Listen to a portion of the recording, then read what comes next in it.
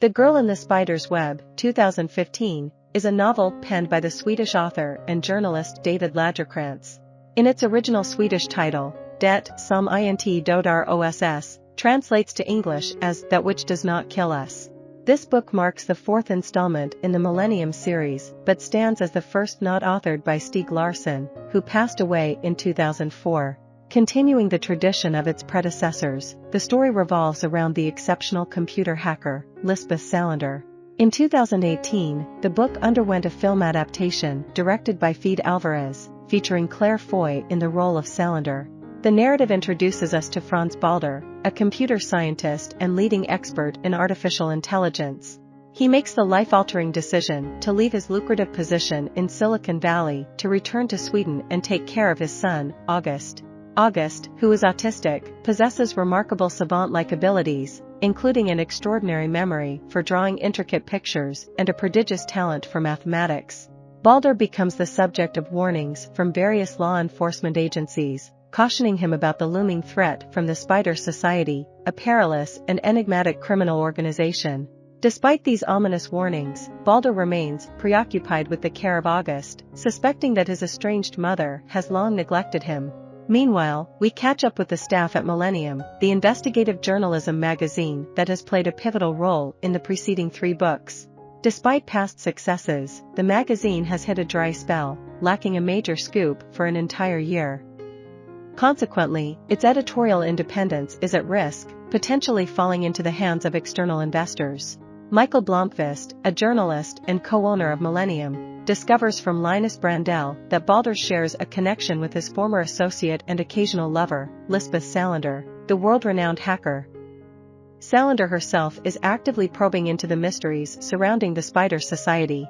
To achieve her goal, Salander enlists the aid of a skilled hacker organization to breach the National Security Agency's servers, an action that deeply infuriates the agency's top cybersecurity expert, Edwin Needham. Faced with this digital intrusion, Needham takes charge and assembles a joint Swedish-American task force under the leadership of Ilona Kassele and Gabriel Grain.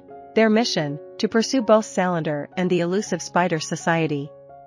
At this juncture, the narrative delves further into the enigmatic Spider Society, a Russian criminal organization that draws its name from a secret society of supervillains found within Marvel Comics. The society's leader adopts the alias Thanos, inspired by a character from the Marvel Universe.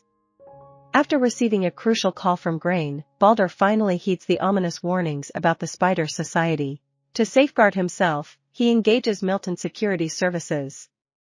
Balder then sets up a rendezvous with Blomkvist, intending to reveal what he knows about the Spider Society to the investigative journalist. However, on the very day of their meeting, Balder falls victim to an assassination carried out by Jan Holster, a former Soviet Special Forces operative and a current mercenary in the employ of the Spider Society. Recognizing the gravity of the situation and his own limited capabilities, Blomkvist seeks Salander's assistance in investigating both the Spider Society and Balder's murder. In the midst of these events, August's mother, unable to provide proper care, decides to place her son in a care facility. During a visit to the facility, Blomkvist observes August sketching a portrait of a man, sensing that it represents the face of Balder's assailant. Holster becomes aware of this development and is instructed by his superior, Kira, to eliminate the child. In a critical moment, Salander intervenes and rescues August, taking him to a secure beachfront safe house owned by Grain. As Blomkvist delves deeper into his investigation, he uncovers that Balder had hired Salander to implicate his employer, Solifon, in a robbery involving quantum computing technology that Balder himself had developed.